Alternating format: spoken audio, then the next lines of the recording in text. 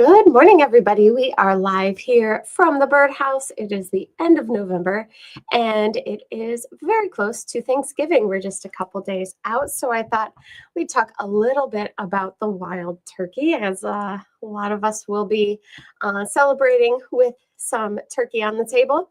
As always, we love to know what kind of things you're seeing. You can put your sightings in the comments. If you have questions, you can throw those in there too, or you can just say hi. This weekend, including Friday, as it is Black Friday, we will be having some specials and promotions. So those will be announced on Thursday. So keep an eye out on our social media and our emails, and we will keep you posted on what those are. So we'll be having those going on this weekend. So that will be a lot of fun. But let's talk about the wild turkey.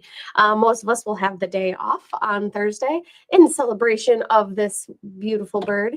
And so I thought I would just kind of share with you guys some information about turkeys and what kind of some of their habitats and their lifestyle. So wild turkey are pretty common birds now. For a while, they weren't as common, but as there's been more and more woodlands kind of popping up, they have really made a resurgence. They like open woodlands, so it's not uncommon to see them running through the woods, or if you are by some fields by the woods, or even if your backyard is by the woods, you might get them in your backyard. People definitely do get them in their yards. They eat just about everything. They are omnivorous and they have a very wide ranging diet, which is another reason why they can be so common. It's because they have a lot of options for what they eat. They will forage on the ground, they eat nuts. They eat small animals, like they are known to eat things like snakes and other reptiles. They'll eat amphibians like salamanders. They'll eat small mammals, even, but they definitely eat lots of nuts, lots of berries, seeds. So you might even sometimes see them underneath your bird feeders. Like I said, if you're by the woods, they are a ground nester. So the female will nest on the ground. She kind of burrows a little divot in the ground and will lay her eggs in there. They will lay anywhere between 4 and 17 eggs. So if you've ever seen some young turkey kind of chasing after their parents, you might see that there's quite a few of them. It's not necessarily just one or two, but it could be a whole string of young. So they can have up to 17 eggs laid per year, and they do have one brood per year. And the wild turkey is found across the United States and up into Canada. They're found in all 49 states. They're found in everywhere, all the states except Alaska. They just don't go up that far. They are pretty common. So their estimated population is 6.9 million. So there's a lot of turkeys out there. And just a fun fact about the turkeys, they can not only fly, and you can sometimes even see them perched in trees because they do fly, but they're also known to be able to swim. They can swim with their really strong legs. So just some cool facts there about the wild turkey. As far as some bird sightings locally, probably the most exciting thing coming in is pine grosbeak. So pine grosbeak, we've been talking about these eruptive birds, these birds that come into the area, not every year, but some years we have these eruptions of birds that come down further south than they normally would. Pine grosbeak is one of them. And the pine grosbeak has been pretty numerous, and more are kind of flowing in, it seems like. And the best place to go see them, if you're looking for a little adventure, is at Webster Park. So if you're local to where I am in Rochester, the best place to go see them is at Webster Park. This is a map pulled from eBird, and no matter where you are in the world, you can pull up eBird and you can look for specific species and see where they've been seen recently. You can do this from anywhere in the world. You can look up any bird that you want to see, and you can see all these pinpoints on where they have been seen.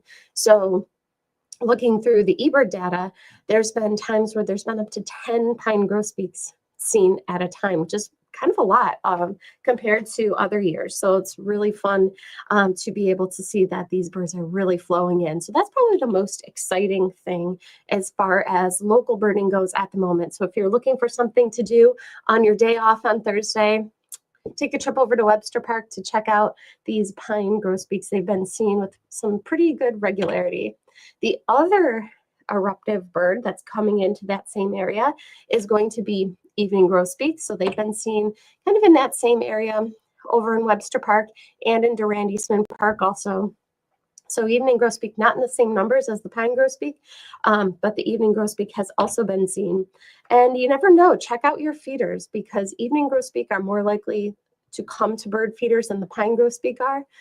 They'll come to sunflower seed, safflower, any kind of feeders like that. So not a lot of reports yet from customers of evening grosbeaks coming to their feeders, but as we go on in the winter and food gets more scarce, keep an eye out at your feeders, because both the pine grosbeak and evening grosbeak are common feeder birds up further north.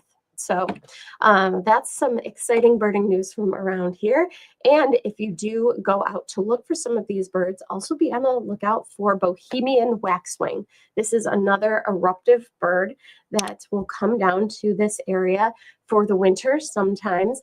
If you are seeing a flock of cedar waxwings, take a closer look, because you might have a Bohemian waxwing mixed in. This is a picture here taken from the Audubon site of a cedar waxwing with a Bohemian waxwing. The cedar waxwing is on the left and the Bohemian waxwing is on the right. So you can see the color differences and the size differences. The Bohemian waxwing is a much stockier bird. You can see it's got a lot more gray color on it, but they both have that black mask. They both love berries, so check out trees with berries on them. And you might just be lucky enough to see some Bohemian waxwing mixed in with the cedar waxwing. And they've been seen just like this other gang of birds, with the evening grosbeak, the pine grosbeak. They've been seen out at Webster Park this year. So some other cool eruptive bird news. And then the redpolls. There have been reports of redpolls coming into the area. We've heard lots of customers who are getting redpolls getting picked up on their Merlin ID apps and their haiku boxes. So the redpolls are out there. These definitely do come to feeders. The redpolls will come to your Niger seed feeders. So definitely keep your Niger seed feeders full, not only for the redpolls, but some of the other birds I'll show you in a minute too. We've been getting lots of people too asking about finches, that their finches have all of a sudden left. They had a bunch and now they're all gone. That is kind of a common occurrence, I would say. The finches, especially goldfinches, they are known to just kind of flock around without any rhyme or reason. So it isn't uncommon for somebody to have a whole bunch of finches at one time and then all of a sudden they're gone. So that's just kind of how they roll. That's just kind of what they do. So don't be surprised if you have a ton of finches one day and then all of a sudden they're gone. They will come back. It's just, it's very unpredictable, I guess, is the best way to put it. So they are here all winter long. So they are in the area. They're just kind of doing their own thing. They might be finding some food out there naturally. So if you haven't seen any recently, don't panic or anything like that. You can keep your feeders up. You just want to make sure that that feeder is clean. If the feeder has any kind of mold in it, the finches are very finicky, as they should be, I guess, and they won't come to a feeder that has a lot that is dirty. So you want to make sure your feeder is nice and clean and that the seed is fresh. The seed can go bad after 2 or 3 months. It can dry out and the finches won't eat it. So you want to make sure your feeder is clean, seed is fresh, and then you're doing everything that you can do to make sure the finches have a good place to eat. So even if you haven't seen the goldfinches, I would highly suggest keeping those Niger feeders out, because you might see the redpoll and things like pine siskin, which I'll show you a picture of in just a moment. White-breasted nuthatch. Lots of people getting white-breasted nuthatch. They can be a little bit of an eruptive bird where they will make some seasonal movements.